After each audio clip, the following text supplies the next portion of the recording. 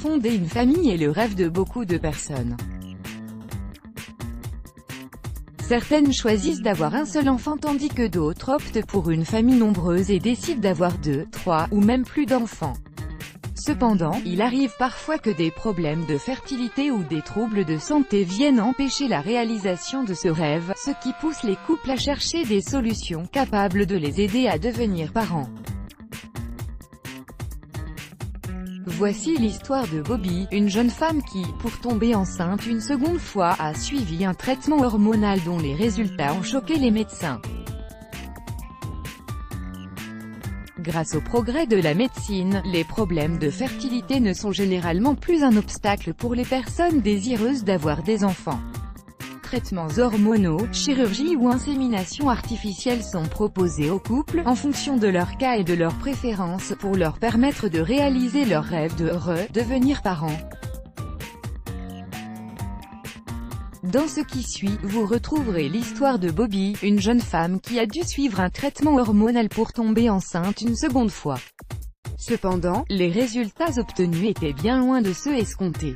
Une grossesse extraordinaire. Bobby et Kenny McCaffey formaient, avec leur petite fille Michaela, une petite famille heureuse.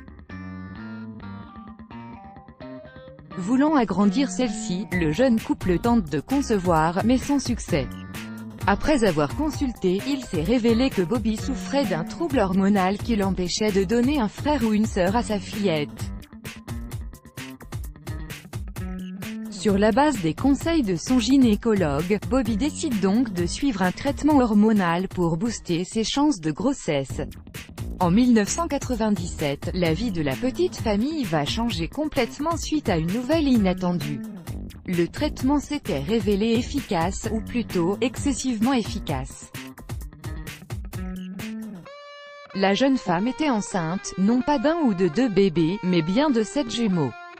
Face à ce cas rarissime, les médecins ont préféré alerter les parents sur les complications d'une telle grossesse et les risques qu'elle pourrait engendrer pour les fœtus. Il y avait une forte probabilité qu'ils n'arriveraient pas tous à survivre.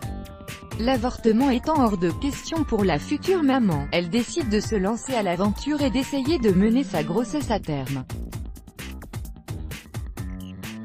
Dès qu'elle avait atteint les 9 semaines de grossesse, Bobby avait été obligée de rester au lit, car tout effort physique menaçait sa santé et celle de ses enfants. Elle était donc restée alitée tout au long de sa grossesse, jusqu'au jour où elle a dû être admise à l'hôpital pour accoucher, alors que la naissance de ses petits était prévue dans 1 mois. Malgré la peur et les risques de cet accouchement multiple, Kenny, Kelsey, Natalie, Brandon et Joel sont nés en parfaite santé, tandis que Nathan et Alexis ont eu besoin d'un soutien médical pendant leurs premiers jours de vie. Heureusement, tous ont finalement pu quitter l'hôpital en bonne forme. Une fois installés chez eux, les McCaffey ont réalisé que ce changement radical dans leur vie n'allait pas être facile.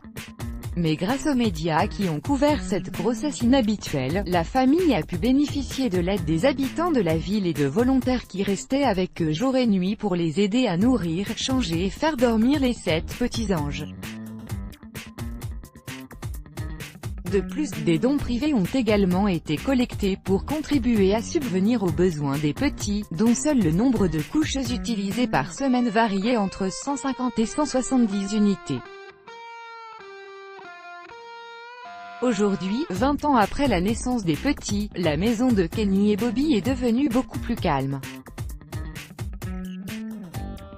Chacun de leurs enfants était devenu un adulte et avait choisi son propre chemin à suivre.